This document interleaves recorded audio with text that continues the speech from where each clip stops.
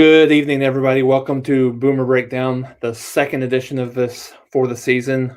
Tonight, Oklahoma defeats Western Carolina 76-0. A much better feeling, certainly from the Oklahoma constituent after this week's game versus where they were last week. So again, welcome in. Thanks for joining, everybody. Please hit the like and subscribe and share. Share this with all your friends and everything. We will certainly do this every single week.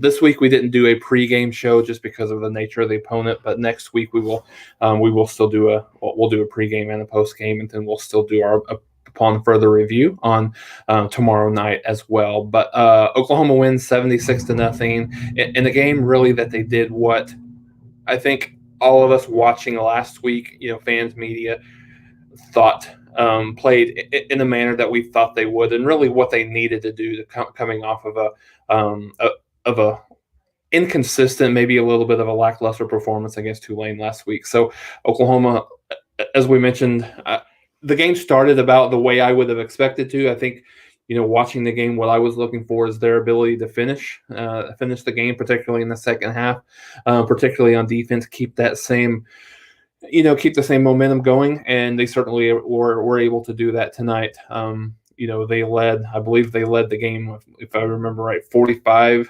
at halftime, and then finished that off with a 31-0 second half performance. So just kind of looking up and down the roster, Spencer Rattler in just one half of play, 20 of 26, 243 yards, 5 touchdowns, no interceptions. Certainly played better. I think he was still a little bit inconsistent in the pocket, from time to time, just in terms of not always trusting his protection, not always setting his feet, but he did much better stepping into his throws. He wasn't throwing off his back foot as much as he did in previous games, specifically last week against Tulane. So absolutely much better performance for him for a half. Caleb Williams came in the second half, 5 out of 10, 84 yards, no touchdowns, but he did have 4 carries for 60 yards on the ground. Showed that elusiveness. Could tell certainly it was his first start. Played well. Had some throws that that weren't as on target as you would expect, but definitely played a lot better. From a running game perspective, as a team, ran for 277 yards, 7.3 yards per carry with 5 touchdowns. I thought Eric Gray was much better. I could see that early on, a lot more patient. I think he was picking his spots a little bit better. His field vision looked a little bit better, so he looked a lot more comfortable, understanding what the opponent was for sure, absolutely. But I think he was a lot better. Kennedy Brooks had 6 carries for 48 yards, not as many touches, but he did have the one score. As I mentioned, Caleb Williams with the 4 carries for 60 yards. Jaden Knowles, I thought he looked really good. I thought he was clearly the better of the two between him and Todd Hudson. I think a guy that Oklahoma would feel comfortable playing should the situation arise where they need a third running back. So I thought he was really good, not only running the ball, but catching the ball out of the backfield as well. From a receiving possession, perspective, I should say, interesting. Jaden Knowles was actually the leading receiver with 2 catches for 65 yards. Mario Williams had 4 catches for 49 yards and a touchdown. Eric Gray had the 1 catch for 20 yards out of the backfield in the middle of the field for a touchdown. Jaden Hazelwood had two touchdowns, but only 4 catches for 19 yards, but 2 touchdowns. And then you saw Mike Woods only had 2 catches for 8 yards, but he did get in the end zone as well for Oklahoma there. So, like I said, much better overall. I thought the offensive line was a little bit more physical at the point of attack. I thought there was some things, as we talked about last week, that certainly there was some things that you wouldn't learn a ton playing an FCS team and playing not one of the best FCS teams that there are, but still you go out and win a game 76-0. You do the things that you hoped you would be able to do. I think on offense, you saw Oklahoma being able to run the ball a lot better. You saw the protection. The protection wasn't bad against Tulane, but it was much better this week. I thought they were a lot more physical in opening those holes for the running backs. I thought the receivers weren't an issue last week, but I thought they played really well as well. Today, a couple of drops, but nothing too significant. I think we saw one drop from Jaden Hazelwood and maybe one from Mims, early in the game. Interestingly enough, Mims only had one catch for 19 yards, so not a lot of time for him. So offensively, the things that I think you would like to see, certainly much improvement on the offensive line as well. Going over to the defensive side of the ball, we were pretty dominant. For the most part, only gave up 11 first downs, 178 total yards, 55 yards rushing, 2 yards per carry. We forced 3 turnovers. Certainly got that late interception from Bryson Washington, and then the 2 fumbles that we were able to recover as well. So really good game. I think defensively, anytime you get a shutout, it's a great effort from a team defense. I thought Ethan Downs was really incredible on the defensive line. Thought he was very, very active. Obviously, Isaiah Thomas, I thought Winfrey was a lot better today than he was last week. He was constantly double teamed, and he will be, consistently double teamed throughout the year. And he fought through those, and they were in the backfield. I thought Isaiah Thomas was really, really good in the backfield. Reggie Grimes was in the backfield a lot. I thought the defensive line was obviously dominant, in what you would expect. So, and then, I thought the tackling was better, not quite where they needed to be. I think there was a couple of times where you saw, specifically, I saw Jeremiah Cradell 1 or 2 times that would just kind of wait for either the receiver or the ball carrier to kind of get to him before he would try to make the tackle. I think he needs to be a little bit more aggressive, in terms of being fundamentally sound, but also not waiting until that guy gets to you. Go and meet him and make that tackle. I thought him more explicitly was the biggest culprit of that. Billy Bowman didn't play as much tonight, which I would have expected. Not sure, if they felt a little bit stronger with Jeremiah Cradell. Didn't really see Bowman on the field a lot. You guys tell me if I just missed him, but I didn't see him a lot. So I thought the coverage was a little bit better in the back end, not quite as good as you need it to be. I think it was interesting. They mentioned on the telecast, for those that were able to watch it on pay-per-view, that Oklahoma opened up and really just playing man in the secondary, and they changed that early on and moved to more of a zone coverage, and that kind of played into the hands of what they were really trying to do. So overall, let's not overreact. It was an FCS team and an average to bad FCS team at that. But Oklahoma did what you would expect them to do. They went out and dominated from the beginning to end. So I think the things that you saw last week that, said there was a bad week of, I don't mean a bad week of practice, but I mean a bad week just in terms of being challenged a little bit more than, maybe they were expecting to off of that first game. So Oklahoma, like I said, did what you would expect them to do in a game like this, and now, like I said last week, they get tougher. Nebraska won impressively over Buffalo today, 28-3. So I think what Nebraska brings to the table. And we'll get into that a little bit. A lot tougher on the defensive line. So I think the offensive line is going to be challenged. I think the defensive line is absolutely the strength of this Nebraska team. Watching them a little bit, the first week against Illinois, and then today a little bit against Buffalo. So you look at that as a big challenge for the offensive line in the run game, and so they need to have the same prep that they had this week.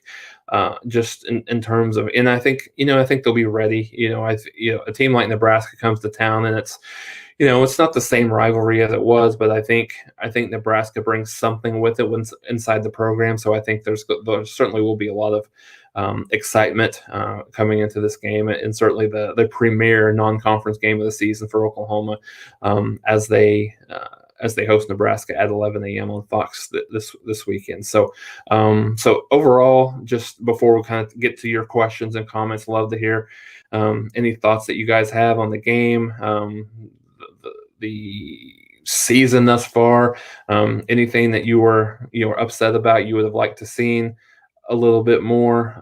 I think overall, looking at the Big 12, today. I think it took a little bit of a step down I think just in terms of how the league is, the perception of the league, Oklahoma State struggled to a 5-point win over Tulsa. TCU struggled to beat California 34-32 after California lost at home to Nevada last week. Those of you that watched Iowa State play Iowa, Iowa State was thoroughly outplayed, almost the entire game. Lost by 10 at home in a game that they usually lose a game early.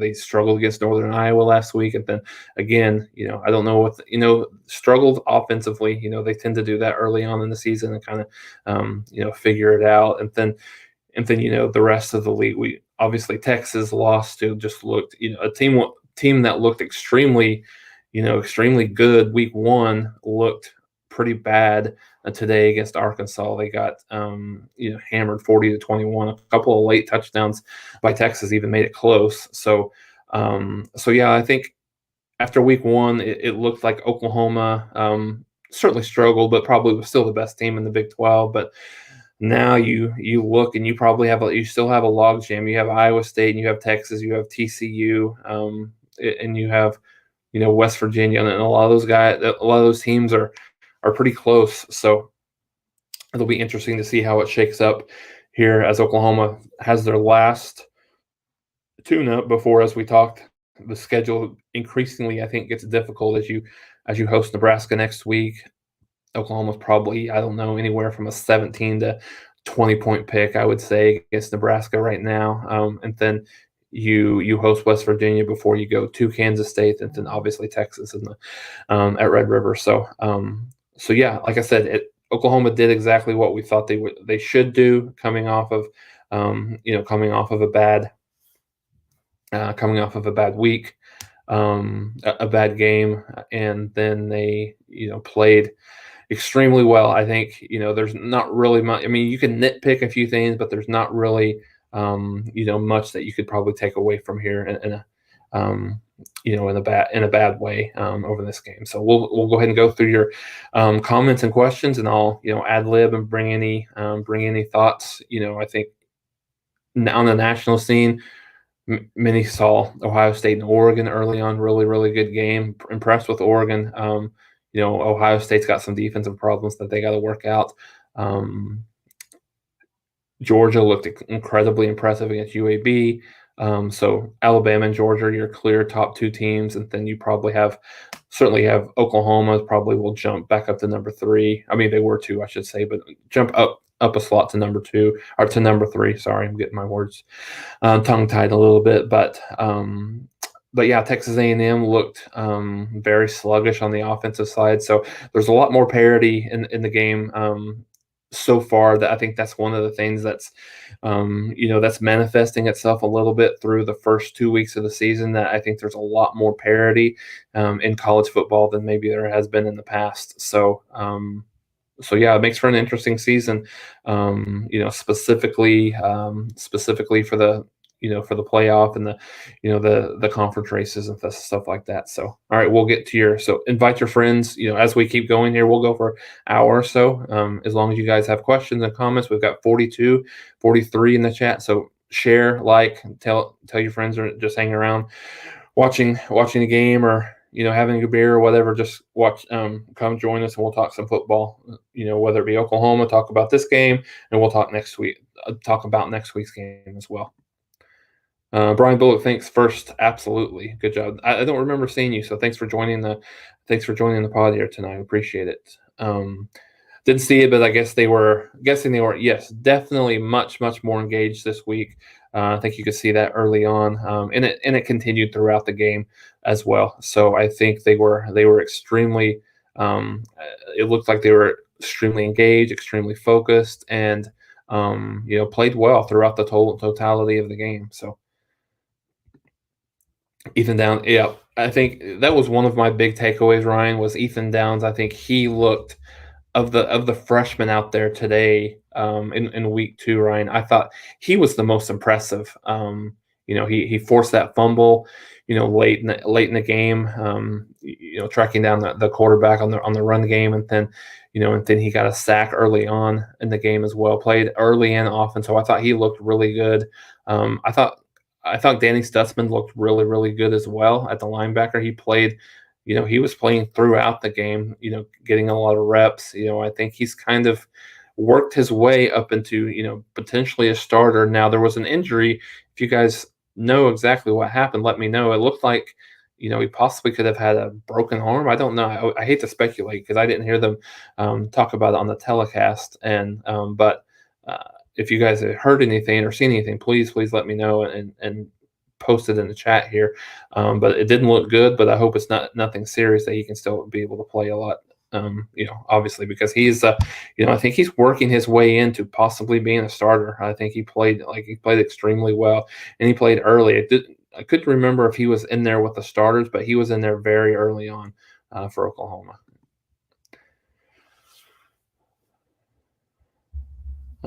Figured you'd be much more focused. Didn't watch because pay-per-view, not on Spectrum, but bring on the Huskers. And I think they had sooner. I think they had the right amount of focus. I don't think there was anything that they, that there was very few penalties. So I think it was about as clean as a game as you could hope for. So it was really good, and I think this is going to be a good, exciting game. Tulane's a really good team. I think we're going to see through the year that they are a pretty solid team. But they dominated Morgan State. I think they won 69-20 or something like that. So they play Ole Miss next Saturday. So I think that's going to be interesting to see exactly how good they're going to be. Definitely. Yep. Sooner it's going to be a great one. I appreciate. Certainly, they appreciate the support. And they haven't. The first game, for everybody that I had talked to, the first game was weird. It was obviously last minute for Oklahoma.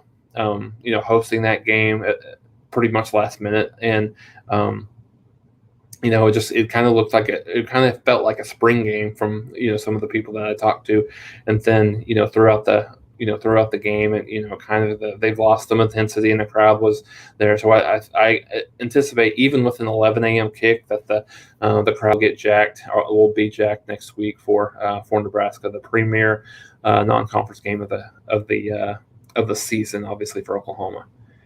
Cameron, thanks for I appreciate it, man. Boomer Sooner, yeah, appreciate the support, and thanks for joining me every time we're on. I appreciate that, brother. Yeah, I knew Stutzman was hurt. I didn't see exactly the severity of it. So if you guys find out once we roll through the comments, we'll see. Definitely.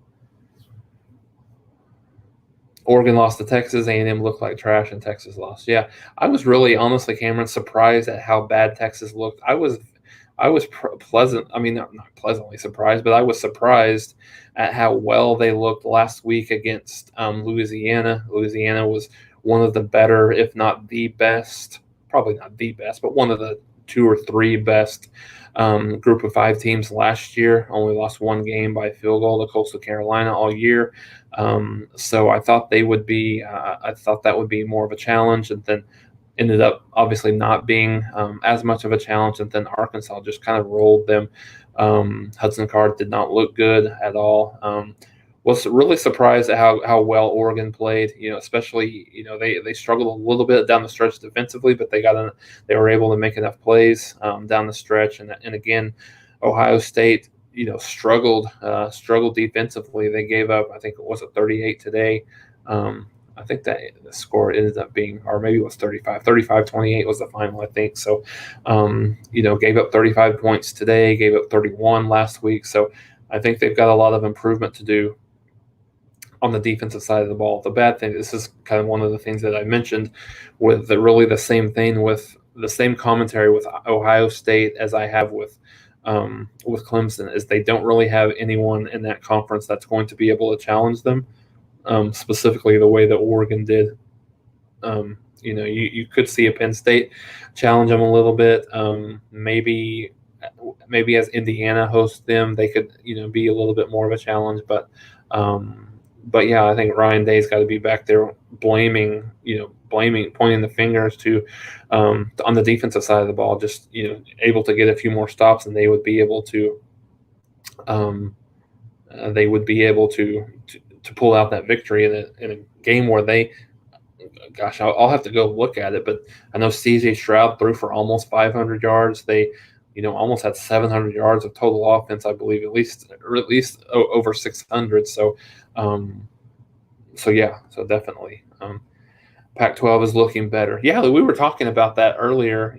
I think, in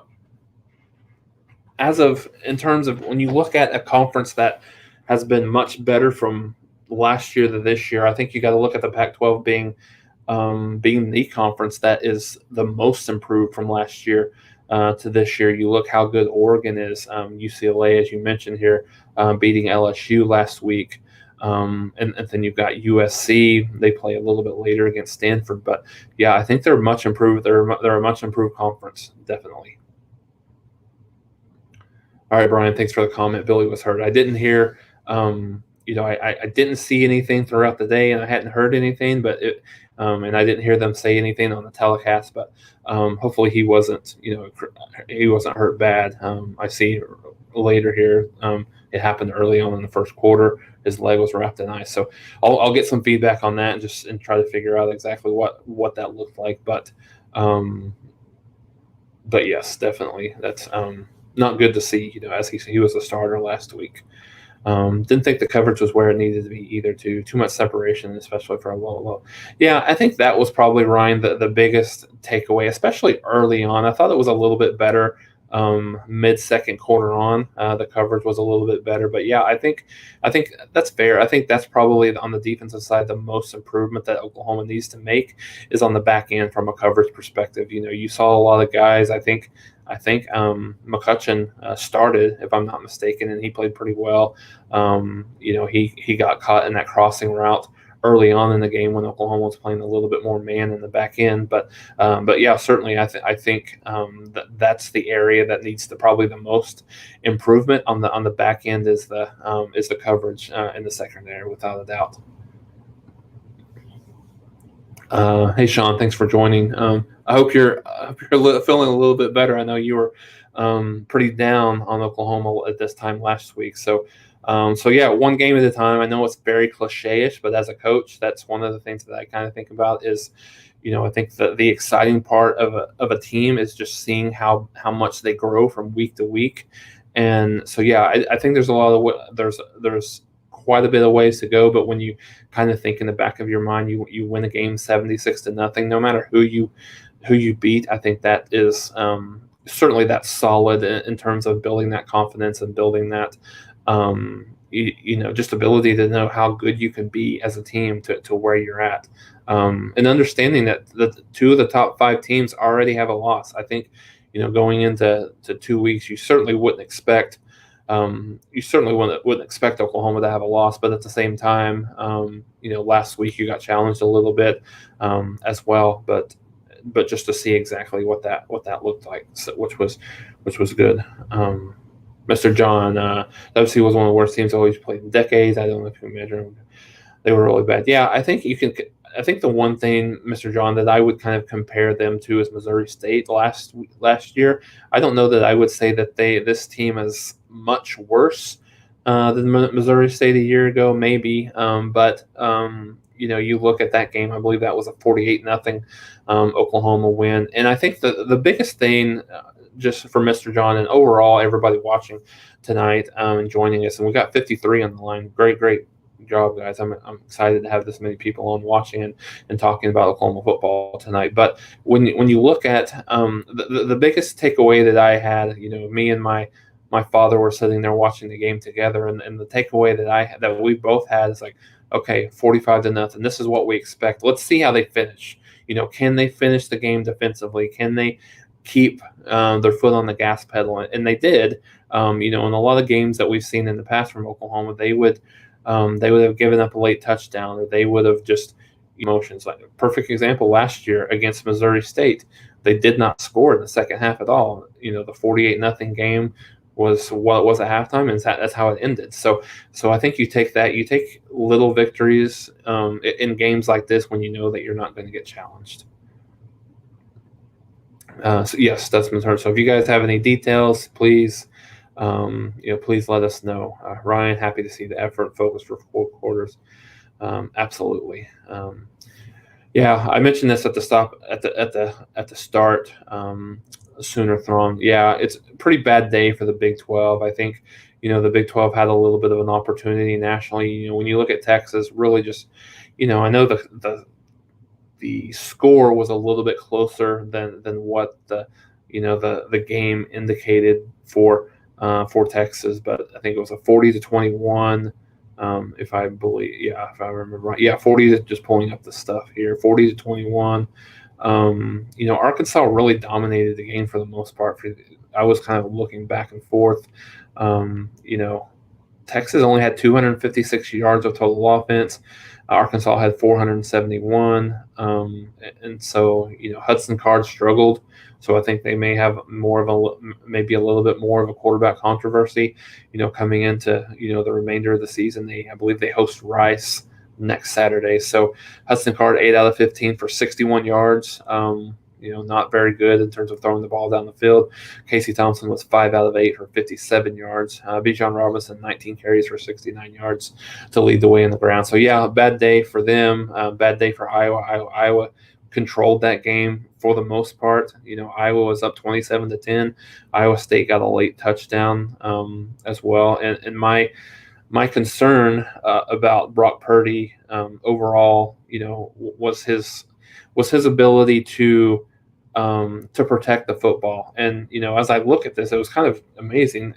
Iowa State actually doubled Iowa in total yards, 339, and only 173 total yards for Iowa. That was really surprising. Just kind of watching games today and moving back and forth, and just didn't realize the yard disparity. But the difference is 4 turnovers for Iowa State. When you look at Brock Purdy, he was 13 of 27, 138 yards, no touchdowns, 3 interceptions. So, we've talked about with Spencer Rattler the last couple of weeks, and just what he did early on last year. You can't turn the ball over. Brock Purdy had 3 interceptions against Oklahoma in the Big 12 championship game. You can't turn the ball over. You've got to be able to protect the ball without a doubt. Looked like Stutzman got his elbow dislocated. Yeah, that's actually what I thought, Ryan. When I initially thought it looked, I couldn't tell what it looked like, but then they showed the replay and it looked like, potentially a broken arm or dislocated something. I'm not sure. I'm not sure what that looks like for his, near term. I don't know if that's something that could be how bad the dislocation is. It can be casted up and he could play with it as a linebacker. Maybe it's a little bit easier, to cast something like that up and play. But he'll be a guy that they need, because I think he kind of was, you saw Brian Asamoah there at the end. So I think he'd kind of, almost supplanted Asamoah there in the middle. So I think that'll be interesting to see how that, kind of how that works out throughout the, throughout the rest of the early part of the year. Absolutely, I think will be big for Oklahoma, certainly. So let's see, just scrolling through some of the comments here. I accidentally went down too far here. Texas waited too long to play. You're probably right. Hudson Card looked really, really good last week, but he looked very pedestrian today. So I think it's probably up in arms who's going to be the starter next week for them. Yeah, TCU barely won as well. Texas Tech, I think that obviously Texas Tech playing an FCS opponent was worse. And then when you look at Kansas State, they beat Southern Illinois 31-23. Texas Tech beat Stephen F. Austin 28-22. And then, as you mentioned here, TCU wins 34-32 over California. So not very much impressive, in terms of play this week for the Big 12. And I think, when you look next week, you've got Oklahoma and Nebraska, obviously. You've got Virginia Tech going to West Virginia, should be a good game. Nevada goes to Kansas State. If anybody hasn't watched Nevada, Carson Strong, watch him. I think they play, I think they'll probably be, looks like a 1 p.m. game, so they'll be playing in the middle of the Oklahoma-Nebraska game. But Carson Strong, probably one of the better quarterbacks that maybe you haven't heard of or don't know a whole lot about, so check them out. late next week, Oklahoma State plays at Boise State. Not impressed at all with Oklahoma State. Looks like they still have a lot of offensive line issues. Spencer Sanders looks to be still the same kind of more inconsistent guy that he's been in the past as well. So, that's interesting to look at for next week. And then Iowa State plays at UNLV, which UNLV is not very good at all. So that's probably not going to be much of a challenge for Iowa State next week. But Iowa State is a team that typically kind of gets better as the year goes on. So I guess we'll see as well. Stutman's going to be out for a while. I hate to hear that, but I think that's probably going to be accurate. Any injuries besides Stutzman's arm? I think Billy Bowman was the only other one that I saw during the game. You guys can please tell me if you saw anything differently. But Stutzman and Billy Bowman are the two that I saw throughout the game. I don't remember seeing anyone else. So that's a good question, Jay. Wonder how far the pollsters will move. We'll move Oregon up. So let's look at the AP here. So you've got Ohio State that's obviously going to move down.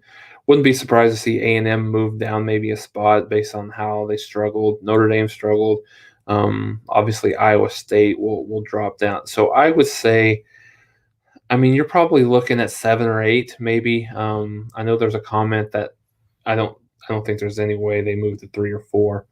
It's an impressive win. Maybe, you could make a case for them being 5 or 6. I don't think you move them over Clemson, probably not even over A&M. So I could see them jumping, probably jumping all the way to maybe number 7. Would be my guess. And you might probably see if you see them at number 7, maybe Ohio State at number 8 next week as well. OU to number 3, yeah, absolutely. I think they will be right there at number 3 behind Alabama and Georgia for sure. It's hard for me to see A&M at number 4 when you look at how bad of an offensive performance. I get the fact that their starter was out early on and Zach Calzada did not play well, but Colorado's not a great team. Maybe a fringe bowl team this year. I see them as maybe a 6-6, 7-5 team. So I would say I would go Alabama 1, Georgia 2, Oklahoma 3. Probably I wouldn't be surprised to see Clemson go back up to number 4. Maybe Texas A&M 5, and go from there. Notre Dame should fall. I would agree. Just a typical Notre Dame game. How many years? Anybody that follows Notre Dame year in and year out, they always seem to throw a couple of clunkers out there at home, but they always find a way to win. Obviously Toledo's not a terrible team, but they're not a top 25 team as well. Sark is now 0-19 when trailing a half by 10. Not a good coach.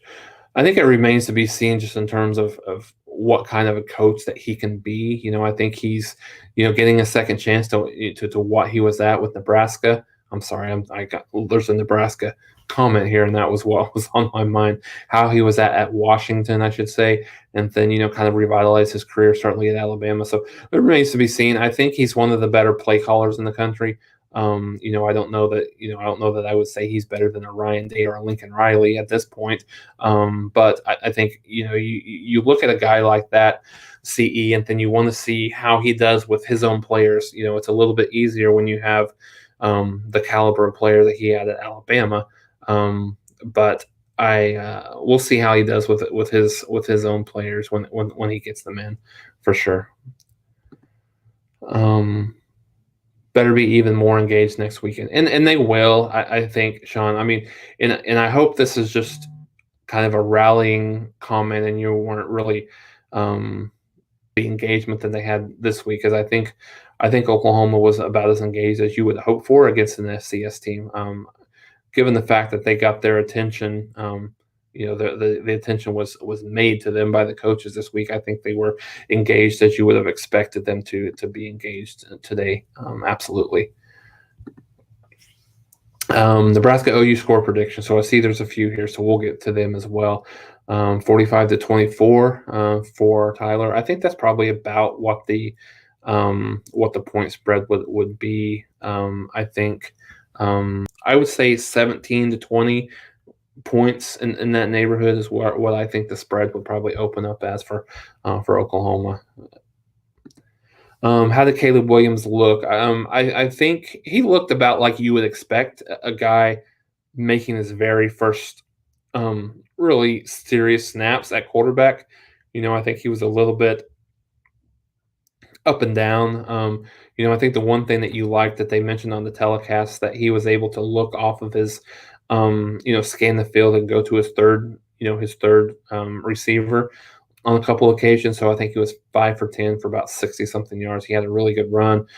So I think that once he gets in the game in terms of next year, probably his, his time to be the starter, I think you'll see a much more Jalen Hurts / Kyler Murray type of what you would expect from a game one. But certainly there were some things that there were some coachable moments for him. Absolutely, I think so. And he had a couple of drops as well. So I don't want to, not railing on the kid. I thought he played really well, but absolutely what you would think of as a true freshman making his first playing time there in the second half. Yep, hungry, ton of effort on the defensive line. Defensive line was awesome. Again, that was one of the bright spots on the last week as well. I thought they played extremely well on the defensive line, and they did again tonight. I think they have that opportunity to. I think they have the opportunity to be a dominant unit up front. So if they continue to get better and work hard. Yep, Caleb Williams looked good. Definitely agree with that, Sean. 40-17. Okay, I like that. Need to see him with Hazelwood, Mario Williams, and first-team starters to get more of a view. I think that's fair. Yeah, I think that's fair. It's always hard to, when you, especially a game like that, when you see them, when you see a kid like that playing with the 2s and 3s, and to see what kind of consistency he'll have there as well. So Ryan, yeah, absolutely. As I mentioned, was poised and accurate. A couple of beautiful throws that got dropped. Yeah, definitely was. Yeah, I think anybody that roots for upsets. I think most people that when you're not watching your team play, whether it be Oklahoma or whoever, I think you like to see the other teams upset. I thought. It's kind of the old adage to steal a baseball term, when you leave runners in scoring position throughout the game, you kind of you look back and you look back and say, we lost our opportunity to break the game open. And I think Colorado had that early on. They had the opportunity to break the game open a little bit, and you just knew that 7 points wasn't going to win that game. But still a very unimpressive performance offensively for Texas A&M. And I think it's interesting. You look at some of these teams. You look at Georgia in game one. Obviously today against UAB, they were much better offensively. But game one, played extremely well defensively, but not too much, great on the offensive side of the ball. And then you obviously saw the same thing with Clemson. The opponent defense has a lot to do that, sure, but I think they will. I think those two teams are good, but does the offense match the defense on both of those sides? And then I think for the same thing can be said for Texas A&M as well. Where you're seeing the defense maybe a little bit ahead of the offense right now. So I think that'll be an interesting thing to watch, especially here the next few weeks as the SEC conference play gets going. Did the O-line look a lot better because they were very up and down last week? So Sooner thrown, I'd say, yeah, they looked better. I think the one thing you want to see what they look like. The test is going to be against Nebraska. Nebraska has probably the best. I don't know. Them and Tulane are very, very close in terms of what team is better. I do think that Nebraska's a little bit better up front on the defensive line than what Tulane is. So I think they're going to be a challenge for Oklahoma's offensive line. So they look better. Yes, there was some games we would see games in the past. I remember Idaho State a few years ago where Oklahoma was struggling to run the ball, and they weren't able to get some short yardage plays against Idaho State. So, whereas these games don't always tell you a ton about your team, they do tell you a lot more than you would just not playing a game. So I think they went through the next step that they needed to go through, and now they got to go do it against a better team. So absolutely. Jay Jones, Oklahoma has to match the energy of every opponent. No more sleepwalkers. I think you nailed that on the head, Jay. I think this is the biggest challenge to Oklahoma right now throughout the year. Certainly, they've got teams on the field that's going to challenge them each and every week. But I think the complacency and the not necessarily always being ready to play is something that's going to be that challenge for Oklahoma. It's something that we've seen each and every year. I'm hopeful, and I know that many of you are as well, that they got this out of their system against Tulane, and then they'll be focused for the rest of the year. History says we'll have another game or two where maybe they're not at their best, but we'll see. We'll see what that looks like. Iowa look good, so I think they're a firm, top 10 team at this point. They were already number 10. I think they probably move up a few slots, maybe jump Cincinnati as well as Oregon. Wouldn't be surprised to see Cincinnati and Notre Dame, get towards the back end of the top 10 now as well. Yeah, I agree with you, Ryan. I feel, I was very interested. I was hoping that we would get to see Jade Knowles and Todd Hudson a little bit against Tulane, but getting the opportunity to see them, I think they look capable. Specifically, Jade Knowles looks really capable. I think both of those kids aren't necessarily your prototypical walk-ons. I do know that Todd Hudson, he dropped one of the best balls that Caleb Williams threw tonight, but yeah, no, I think when you look at him, when you look at Jaden Knowles, I think he has the opportunity to, maybe play a little bit more in some spot duties if he needs to. So yeah, I'm, a little bit less uncomfortable with the running back situation than I was a few weeks ago, without a doubt. Yeah, Drake was back. He played a little bit. He did. I think he had one catch, late in the game, maybe third quarter. But yeah, he did play a little bit more tonight, because he was out for our COVID protocols last week. Yeah, definitely looked solid there at the running back position. I agree. So interested if anyone has some comments on this.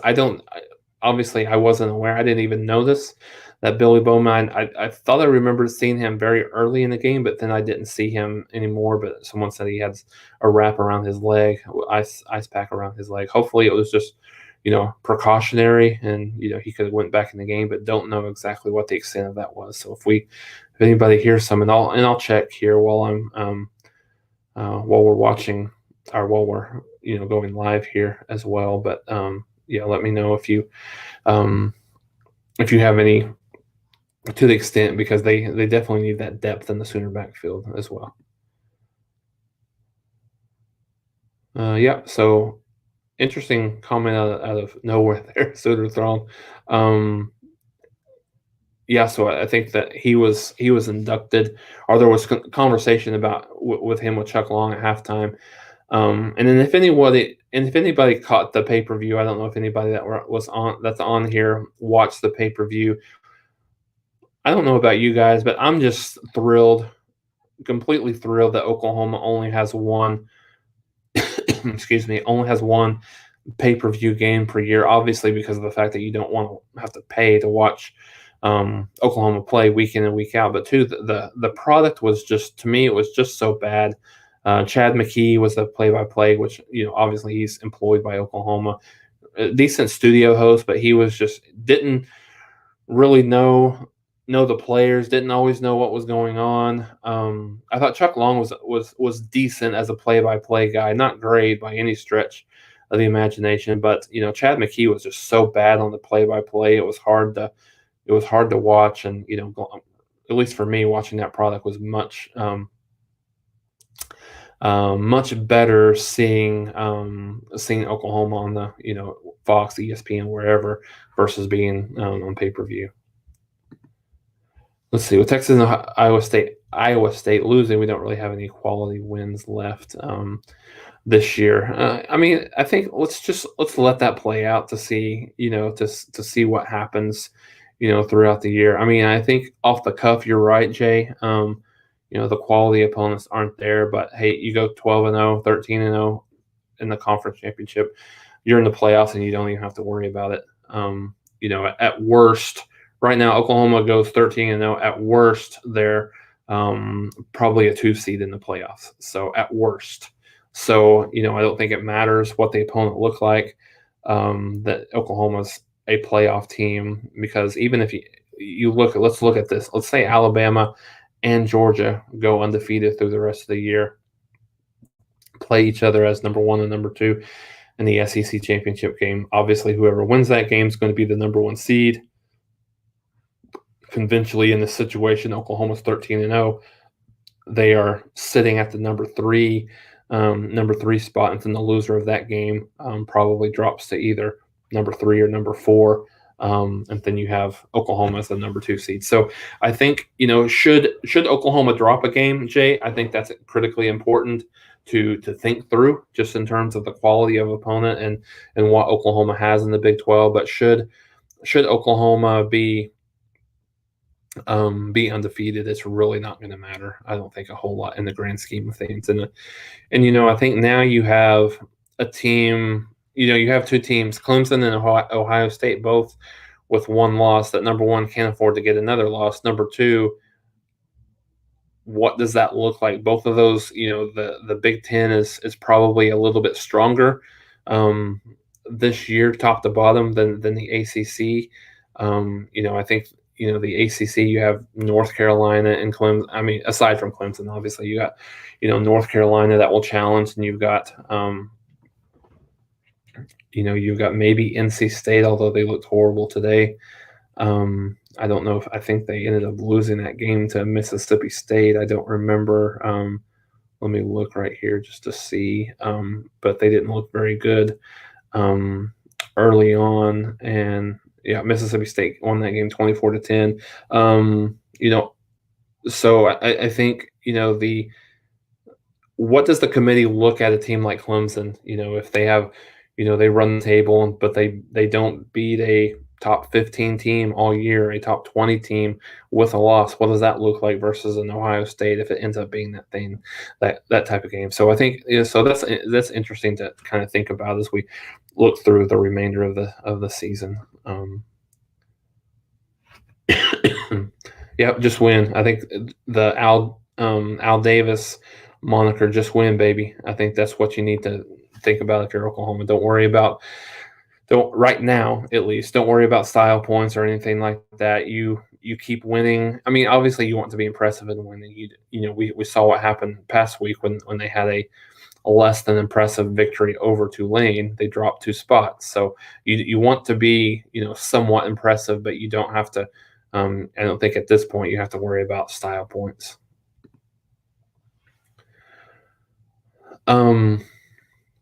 Texas is always going to be tough, no matter what. You almost, it's very cliche to say, but you throw the records out, especially when Oklahoma comes in as maybe a prohibitive favorite against Texas in that game. They always play Oklahoma tough. It's going to be a battle no matter what. So you have to.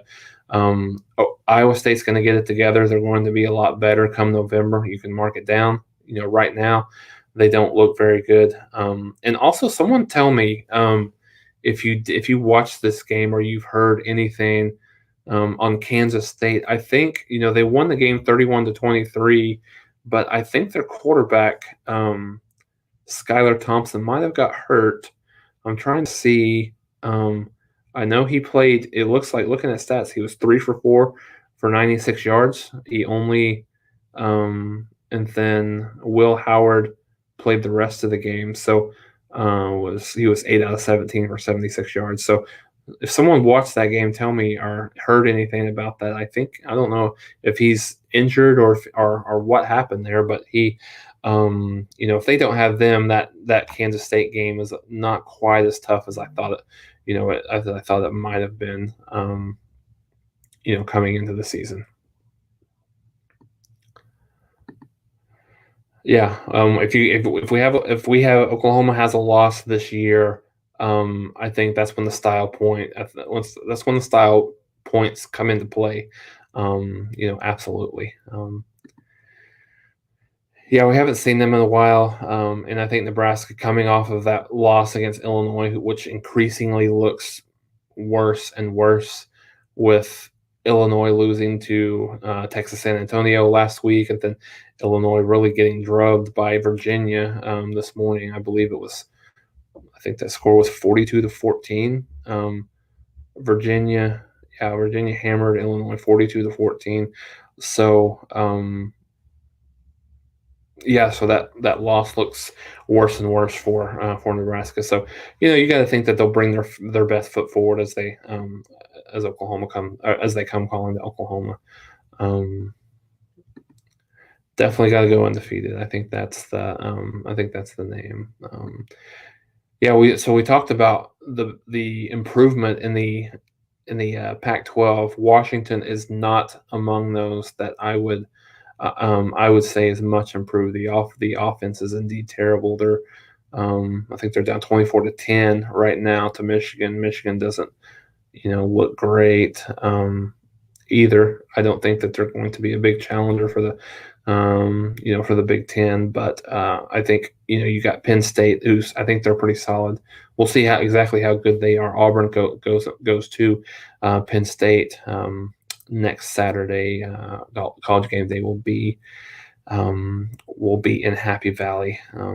Definitely, one game at a time. That's the way. It's very again. I've said the word cliche quite a bit tonight, but it is very, very cliche. But that's the way. It's the way you got to look at it. I mean, you just really have to.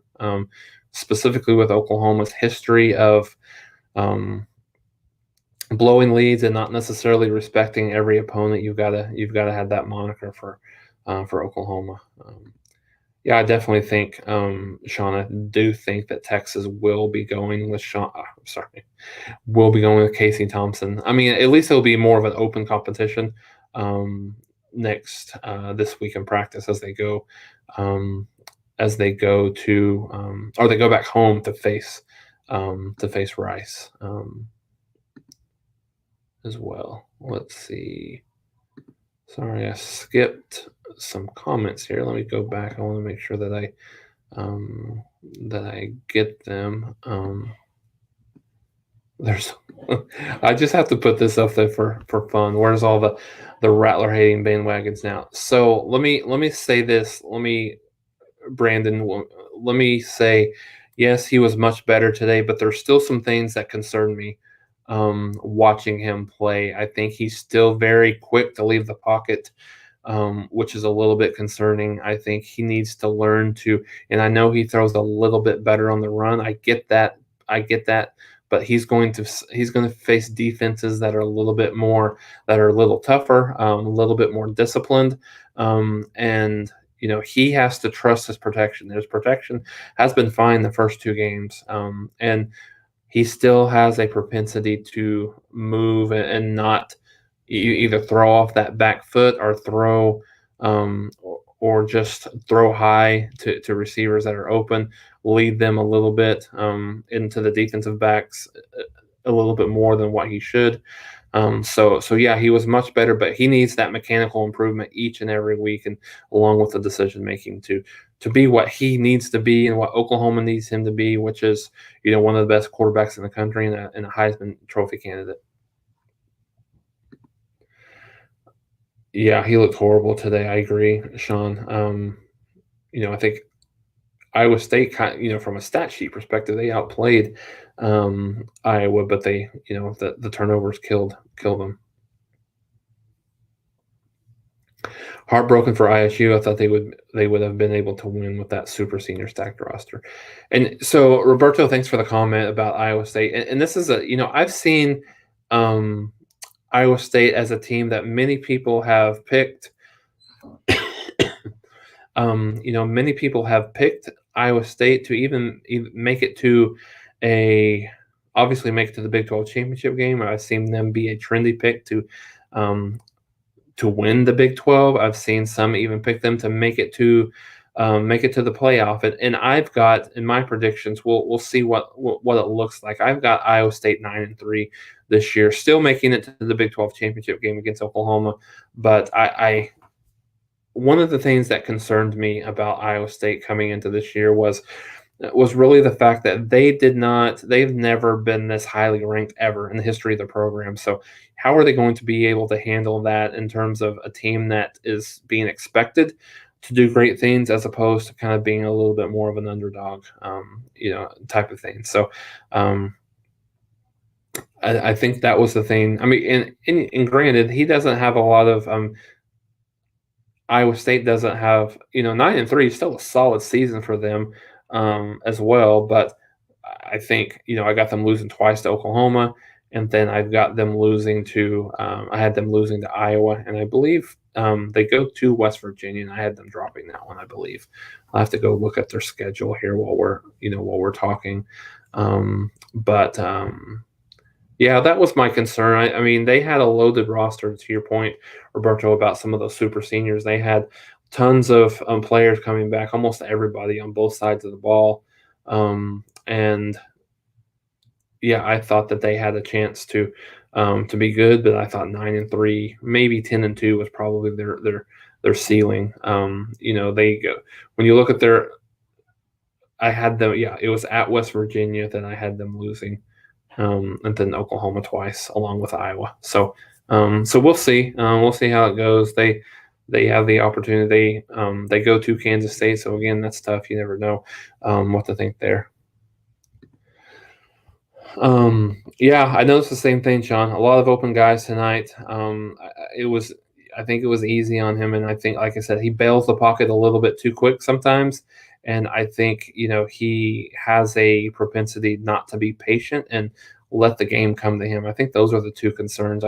It's interesting. I don't remember if it was this chat last week or something that I saw somewhere else, that there was some, comparisons between Rattler and Landry Jones. And I think, I don't know that those comparisons are completely fair. And I think on the comparisons, a guy that's incredibly talented but just makes some poor decisions at the worst times. And, that's happened, obviously with Rattler from time to time, but let's not quite put him in those footsteps just yet. Let's let him get a couple more games and see how much he improves this year. But I think, those two things are, a little bit of a concern for me, just, finishing out the rest of the season. You guys are gaining steam. We're almost an hour in, and we got 76 people in here. Love it. Absolutely love it. Really, really excited about. Yeah, Ethan Downs. He's a kid. Like I said, coming out of the game, he was the kid, DiPolo, that I was most impressed with of all the freshmen today. I thought Clayton Smith or maybe even Danny Sussman last week was the better, but I thought Ethan, played extremely well. I think he's played himself into some, maybe some second, third string. I mean, I think he's probably third string right now, but might have played himself into some second string type of minutes now for Oklahoma. So I know that they won't. Alex Grinch had said that as the season goes along, they won't play as many kids as perhaps they did in the first week. But I think that will kind of remain to be seen. Absolutely. But I think he did himself a lot of good today, and exactly how well he played. Yep, nice run. Was really impressed with Weatherman. I think he played really well tonight.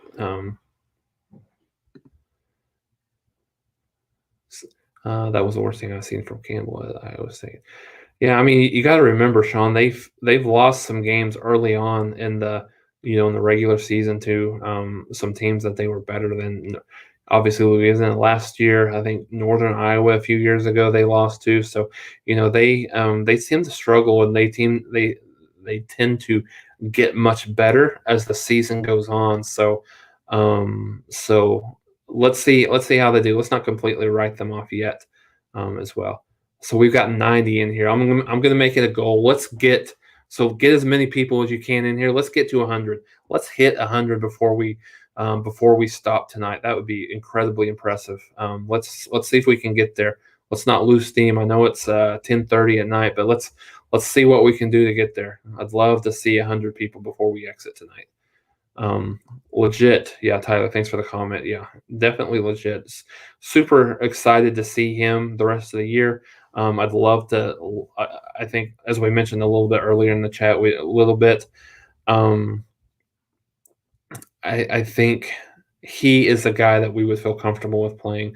Um, no matter what. I think should he be forced into duty, I think that's not a problem whatsoever. I think we could certainly see him playing at a high level.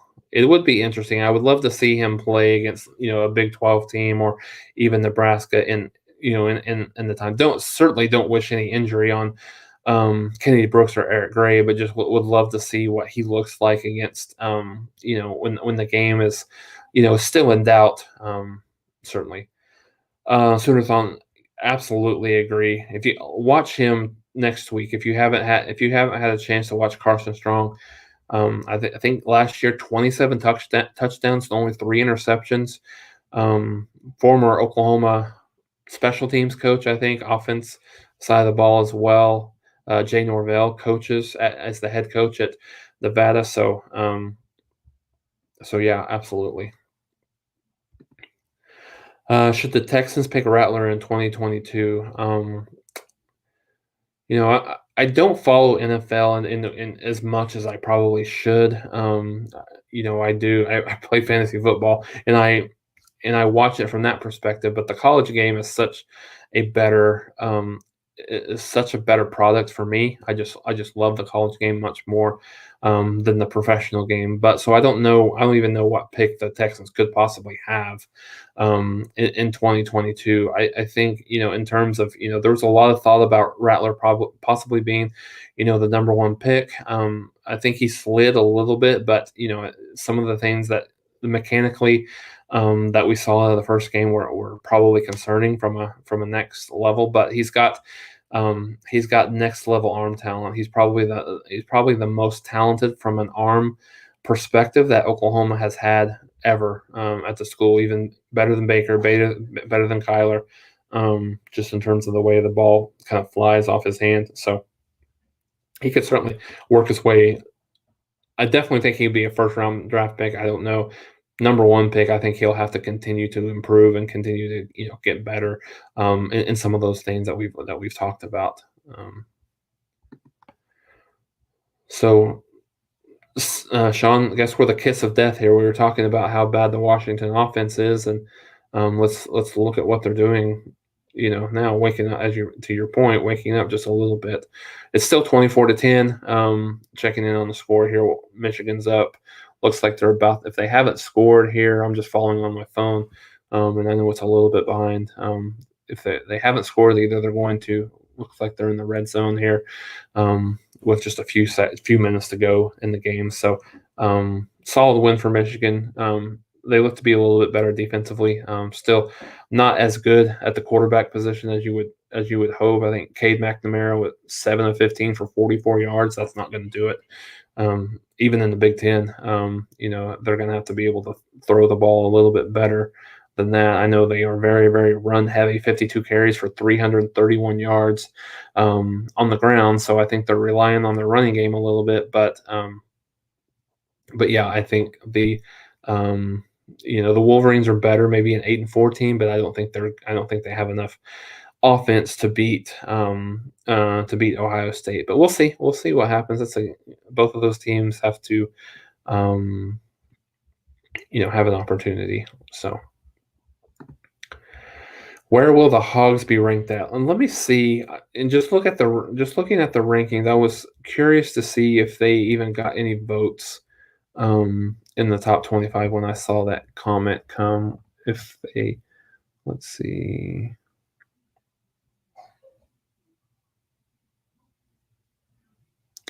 No, Sean, I don't even see that they got any votes unless I'm looking at this wrong. Let's see here. No, I don't even see that they got any votes in the top 25. So I don't know that they'll actually be ranked yet. There's a little bit. I'm just double checking. That's kind of hard to believe that they, heck, even Ball State got some votes in the top 25, and UAB did, Army did, and but anyways, it looks like maybe if they get another good win, certainly they'll be ranked. But I mean, they'll get some votes absolutely this week, but I don't know that they will. Probably not going to be ranked. A lot of confidence, Brandon. I hope that's the case. A lot of confidence. Is college football the only sport that the rankings matter? So I think you're spot on, Tyler. I mean, I know that's a question, but I'll make it a statement. It definitely is the only sport that rankings matter so much. I mean, the only sport that's even close to that is basketball, NCAA basketball. But again, from a rankings perspective, there's 64 teams that make the tournament, and at that point, it's all about seeding. So yeah, I mean college football, and it really doesn't even matter a lot right now. The only rankings that matter is obviously the college football playoff rankings, and those won't come out for a few more weeks, into November. I think early in November is when those start coming out, or maybe late October. I can't remember. But yeah, I would agree. They matter in football more than anyone. A lot of conversations about Tulane versus Nebraska. I think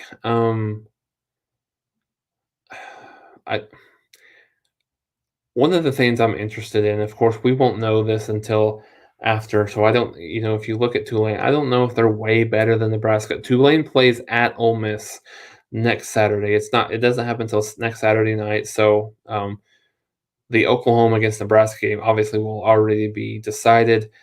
I don't know that it's necessarily going to be a big, a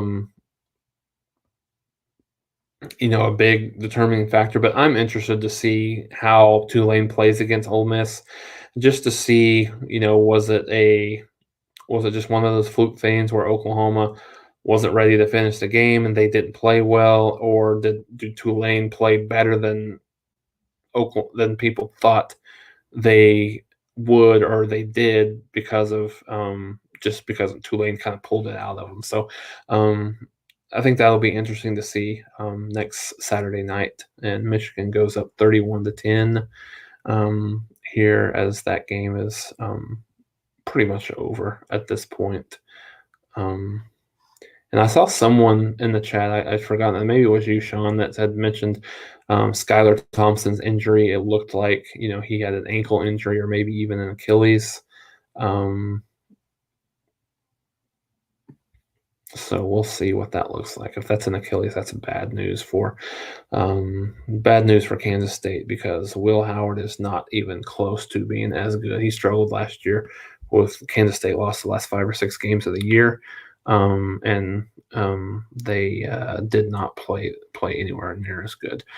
Tulane will be in the top 25 by week 5. That's possible. I mean, it's definitely possible when you look at their schedule. If they could beat, if they can find a way to beat Ole Miss, and that game is at Ole Miss, so that's going to be a tough chore based on what they did against Louisville, and then they played, I don't remember who they played today, Austin Peay, so you don't have to worry about that.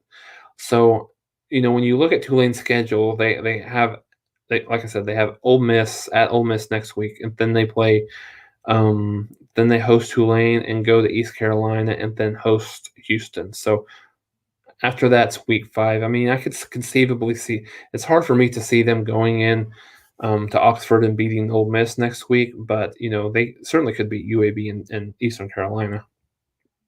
So we'll see. I mean, they could, very easily be 3-2, 3-2, or 4-2 once you look at the next week. So, but they got a tough schedule. They go to SMU, they host Cincinnati, then they go to UCF. So kind of a tough schedule in the AAC. So we'll see.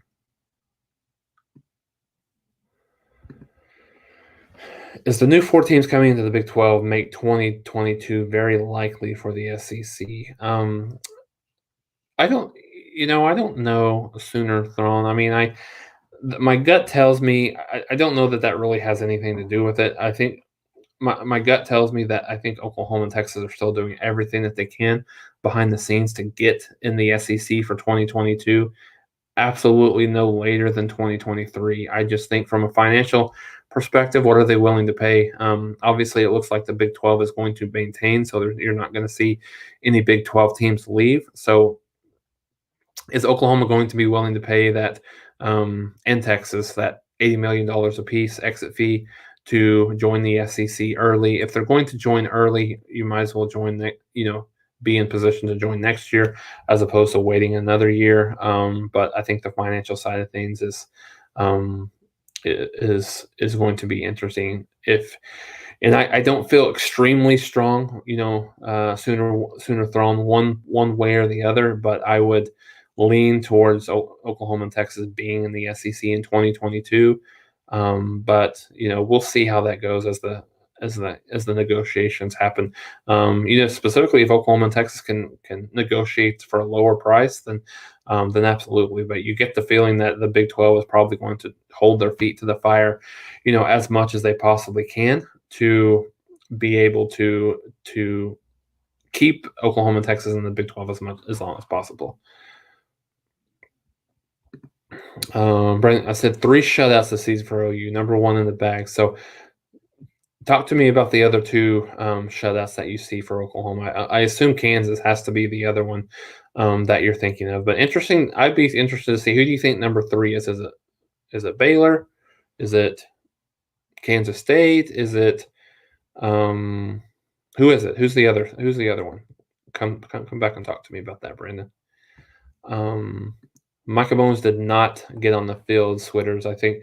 So you saw Ralph Rucker as the third team quarterback for Oklahoma. He won that third team quarterback job, Switters, over Micah Bones. So Micah Bones did not get on the field. I didn't think so. I don't think so. Yes, I believe Dindy took his official tonight. I hadn't really heard much in terms of how that looked, but yeah, everything that I heard, that I think he still took his visit. Good question, Tyler. Starting center next week, I kind of thought that we would see. I kind of thought that we might see Andrew Rame starting this week, but he didn't play a lot early on. He got on the field later in the game. So I don't know if he's still kind of feeling the effects of the COVID contact tracing, and to be honest with you, I don't know what that situation was, if he tested positive for COVID himself, or if he was just part of contact tracing. But I do know, for whatever it was, that he was out of practice for about a week. So Conjo looked solid at center today. Didn't really see any issues there. I didn't really see any issues among the offensive line. Of course, it's hard.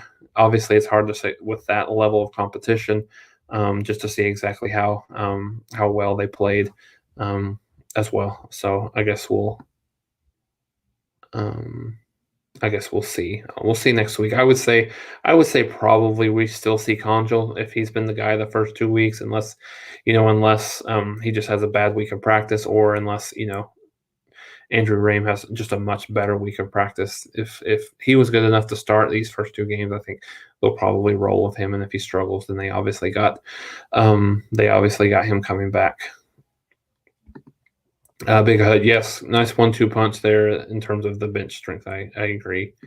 OU will beat Nebraska 55-16. That would be very impressive, Brandon. I think that would be extremely impressive if they roll off a 39-point win over Nebraska. I'll be impressed. Not to say that Nebraska is is just a horrible team, but basically a 40-point team, a win against Nebraska, I think would be solid and certainly a huge step in the right direction. I'm with you, Ryan. I actually paid. How'd you get away from just paying 40? I paid 55 through Soonersports.com. So I'm gonna need to find out from you, Ryan, exactly how you work that out, unless it was non-HD. But I just thought I'm glad there's only one. I thought the quality was just horrendous tonight. One of the worst. Some of those ESPN Plus games are bad, but the production was just pretty bad. Thanks for the agreement there. Yes, no pay-per-view for SEC, and Oklahoma is one of the only teams that actually has a pay-per-view situation. I've not. I don't know of any Power 5 team that has any games on pay-per-view. If you want to call ESPN Plus pay-per-view, I guess you can, but yeah. If they beat Kansas State, then yep. Not sure what that's in reference to. Richard, give me a little bit more information. If Oregon and Oklahoma run the table there in the playoffs, absolutely. And I'm glad let's talk a little bit about Oregon here briefly. Let me get their schedule up. They have a pretty tough Pac-12 schedule, if I remember right. Let me look here at their schedule. They have, I remember them saying on telecast, they have Stony Brook next week. They go in terms of their road schedule. Let's look at this. This is going to be tough. Even Oregon's much improved. It's going to be tough for them to manage going undefeated. They go to Stanford, to UCLA, to Washington, and to Utah. So those are 4 or 5 pretty tough games in the Pac-12, and I think it'll be hard for them to completely go undefeated. J Bones, let's not get carried away. It's just a game, my friend. Let's just enjoy. We get the opportunity to enjoy the greatest game on earth. Let's just watch. Yeah, I heard. So he had two. He only had a few catches. I think 4 catches for not very many yards. But he had a couple of end zone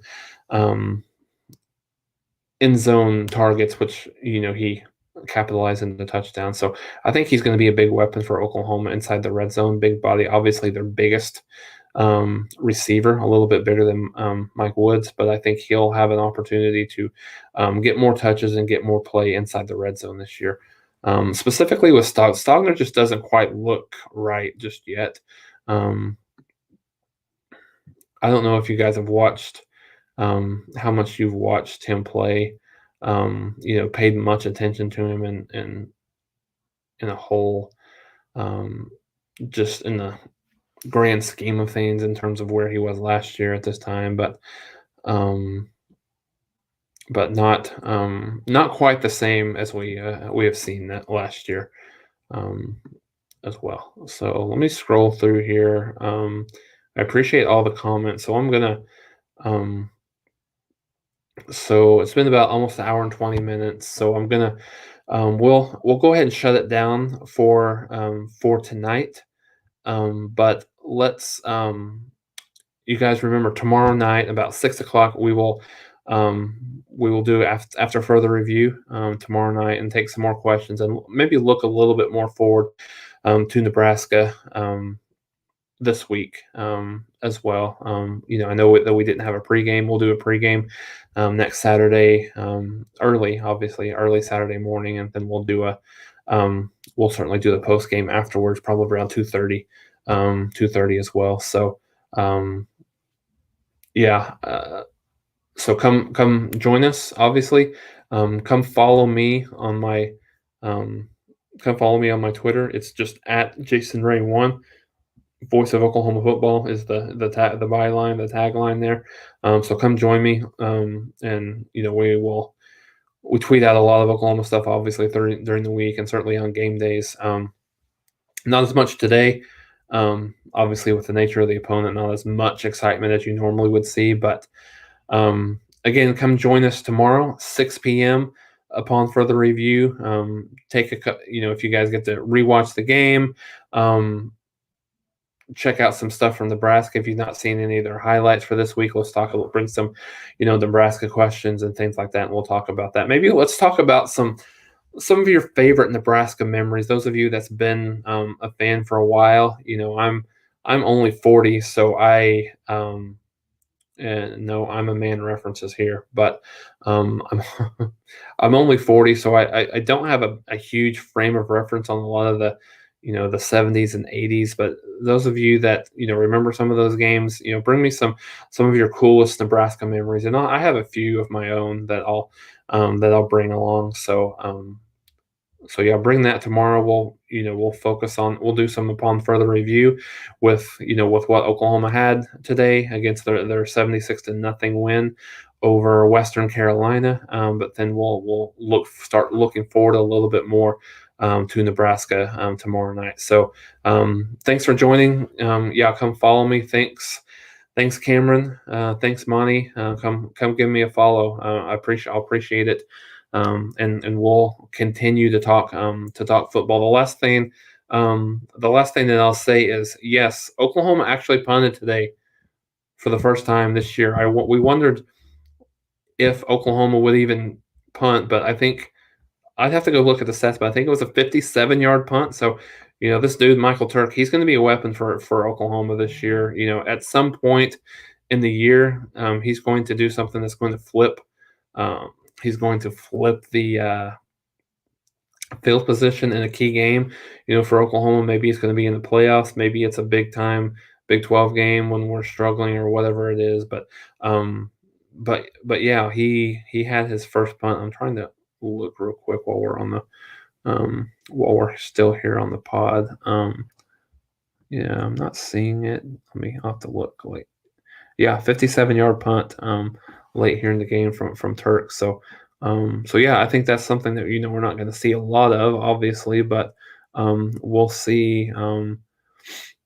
We'll see it later in the year, absolutely. So thanks, guys. Have a great evening. Enjoy your Sunday. We'll see you guys tomorrow night for after further review. Thanks, guys.